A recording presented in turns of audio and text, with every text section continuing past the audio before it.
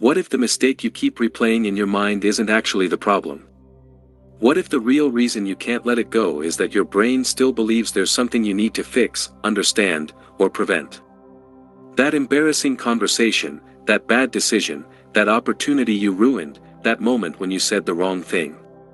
You may have moved on with your day, but somehow your mind keeps taking you back there. And sometimes, it happens years later. You're driving, taking a shower, trying to fall asleep, or simply sitting quietly, and suddenly your brain says, "Remember that?" And there it is again. The same scene. The same words. The same mistake. You think about what you should have said. What you should have done. What you could have noticed. You imagine a different version of the conversation. Maybe you even physically cringe because your mind has somehow decided that something that happened years ago deserves another investigation. But here's the interesting part. Your brain usually isn't replaying the mistake because it enjoys making you feel bad. It is often replaying it because it believes the experience contains information that could protect you in the future. Your mind is designed to learn from experiences, especially emotionally significant ones. When something goes wrong, your brain pays attention. And when the event involves embarrassment, rejection, failure, guilt, or regret, the emotional intensity can make the memory feel especially important. Think about it this way. If you accidentally touch something extremely hot, your brain doesn't simply record, "That happened." It records, "Do not do that again." The same basic learning system can operate with emotional experiences. You made a mistake at work, and your brain says, "Pay attention. This matters." You said something awkward to someone you liked, and your brain says, "Remember this. We need to avoid this happening again." You made a financial decision that turned out badly, and your brain says, "Study what happened so we don't repeat it." The problem begins when learning turns into endless analysis. There is a difference between reflection and rumination. Reflection asks, "What can I learn from this?"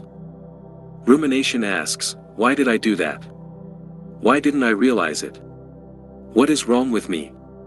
What if I had said something different? What if I had made another decision?" Reflection has a destination. Rumination keeps walking in circles. And that difference is incredibly important. Imagine you made a mistake during an important presentation. You walk away thinking, "I spoke too quickly. Next time I'll slow down and prepare my opening better." That is useful reflection. But imagine spending the entire evening thinking, "Everyone probably thought I was incompetent. Why did I say that? I should have known better. I can't believe I did that. What were they thinking about me?" Now you're no longer solving the original problem. You're punishing yourself with it. And your brain can become very convincing when it does this. One of the reasons we replay mistakes is that the mind creates an illusion of control. When you repeatedly analyze the past, it can feel like you're doing something productive. You're thinking. You're analyzing. You're reviewing. You're trying to understand. But the past doesn't become more controllable because you think about it more. You can spend 2 minutes learning from a mistake, or 2 hours mentally rebuilding the entire event. The outcome remains the same. This is one of the hidden traps of overthinking. It feels like progress because you're mentally active. But mental activity isn't always problem solving. Sometimes it's simply repetition. And here's another fascinating part. When you're embarrassed about something, you often assume that other people remember it as clearly as you do. But they probably don't. You remember your own mistakes with incredible detail because you were at the center of the experience. You remember your words, your facial expression, the silence afterward, the look on someone's face. But the other person was living their own experience. They had their own thoughts, worries, responsibilities, and insecurities. Something that feels like a defining moment in your memory may have been a 5-second moment in someone else's day. There's even a psychological phenomenon related to this tendency called the spotlight effect. We often overestimate how much other people notice our appearance, behavior, and mistakes. In simple terms, we feel like we're standing under a giant spotlight. But most people are busy looking at themselves. Think about the last time someone else made an awkward comment in front of you. Do you remember it? Maybe. But how often do you think about it? Probably almost never. Now think about your own embarrassing moments. You might remember some of them for years. That's because your brain treats your own experiences as much more significant than other people's experiences. And this can create a painful illusion. You think, everyone remembers what I did. But sometimes, you're the only person still keeping the memory alive. There is another reason mistakes can become mentally sticky. They can become connected to your identity. Instead of thinking, I made a bad decision, the mind quietly changes the sentence to, I'm bad at making decisions. Instead of, I handled that conversation poorly, it becomes, I'm terrible socially. Instead of, I failed, it becomes, I'm a failure. That small change is psychologically powerful. A behavior is something you did. An identity is something you believe you are. When you turn a mistake into an identity statement, the memory becomes much harder to release. Because now you're not just remembering an event. You're using the event as evidence about yourself. And once the brain forms a negative belief about you, it may start searching for more evidence. That's why one embarrassing experience can suddenly remind you of 5 others. Your mind says, see, you've always been like this. But that's not necessarily truth. That's your brain building a story. And stories can be inaccurate. Sometimes we replay mistakes because we haven't forgiven ourselves. This doesn't always feel like guilt. Sometimes it looks like perfectionism. You believe that if you keep thinking about what happened, you'll somehow make sure it never happens again. But underneath that thinking can be a much deeper belief. I should have known better. I should have been smarter. I should have controlled myself. I should never have made that mistake. Notice the word should. That word can keep you trapped in a version of reality that no longer exists. Because you're judging your past self using information your past self didn't have. Your current self knows how the story ended. Your past self didn't. That's an important distinction. You may look back and think, how could I have been so stupid? But at that moment, you didn't know what you know now. You were making a decision with the information, emotions, circumstances, and maturity you had at the time. Maybe you ignored a warning sign. Maybe you trusted the wrong person. Maybe you reacted emotionally. Maybe you made a decision because you were afraid. Maybe you simply made a normal human mistake. Understanding that doesn't mean pretending the mistake was okay. It means separating accountability from self-destruction. You can say, I made a mistake, and I want to learn from it, without saying, I deserve to suffer because I made a mistake. Those are completely different messages. And sometimes, the reason you replay a mistake isn't because you want to punish yourself. It's because you wish you could change the ending. This is especially common when the mistake involved another person. You may replay a breakup, an argument, a missed opportunity, or something you said to someone you cared about. Your mind creates alternate versions. What if I had called? What if I had stayed? What if I had apologized sooner? What if I had said those words instead? What if I had recognized what was happening? This is the brain trying to solve an unsolvable problem. Because imagination can change the story in your head, but it cannot change history.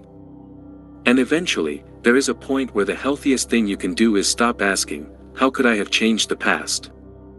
And start asking, what can I change because of the past? That question moves you forward. Maybe the mistake taught you to communicate better. Maybe it taught you to set boundaries. Maybe it taught you to slow down before making important decisions. Maybe it taught you that you don't want to become that version of yourself again. Then the mistake has already given you something valuable. A lesson. And once you've learned the lesson, you don't need to keep reopening the classroom. There is also something important about nighttime. Why do mistakes seem to become louder when you're lying in bed? Part of it is simple. During the day, your attention is constantly being pulled in different directions. Work, conversations, notifications, responsibilities, noise. At night, those distractions disappear. And suddenly your mind has space. So the brain starts scanning. It may bring up unfinished tasks, unresolved emotions, future worries, and old memories. This doesn't necessarily mean your life is falling apart. Sometimes it simply means your brain finally has enough quiet to process what it has been carrying all day. So what can you actually do when the replay begins? First, recognize what is happening. Instead of immediately entering the memory, tell yourself, I'm replaying this because my brain is trying to learn something.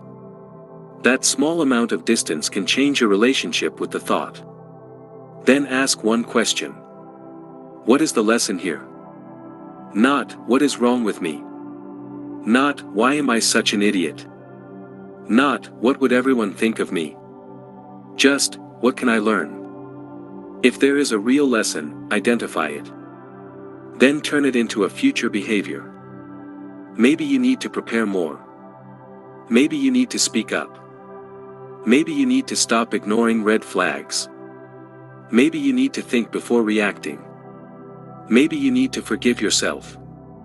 Once you've identified the lesson and the action, you can tell your brain, I got it. And then let the memory be a memory. You don't have to win an argument with your thoughts. You don't have to force them away.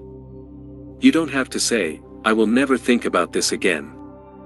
Because trying not to think about something can sometimes make you think about it even more. Instead, notice it. Understand it. Take what is useful. And allow the rest to pass. Because your past is supposed to inform you, not imprison you. And maybe the most important realization is this. The fact that you regret something doesn't mean you're the same person who made that mistake. In fact, sometimes the pain you feel about an old mistake is evidence that you've changed. The person you are today looks back and says, I wouldn't do that now. That's growth. You don't need to hate your old self to prove that you've become a better person. You can look at that version of yourself with honesty and even compassion. They made mistakes. They were learning. They were trying. They didn't have today's perspective. And neither did you. So the next time your mind suddenly brings back something embarrassing from 5 years ago, pause before you judge yourself. Ask, is there something I still need to learn from this? If the answer is yes, learn it. If you've already learned it, then maybe the next step isn't more thinking. Maybe it's permission to move on. Because you are not required to keep paying for a mistake simply because your brain remembers it. Some memories deserve reflection. Some deserve forgiveness. And some simply deserve to become part of your history. You are allowed to become someone new without constantly putting your old self on trial. The goal isn't to have a mind that never remembers your mistakes. The goal is to have a mind that knows when the lesson is over. Because your mistakes are chapters in your story. They are not the entire story. And sometimes, the most powerful thing you can do with a painful memory is not erase it, but finally stop using it as evidence against yourself.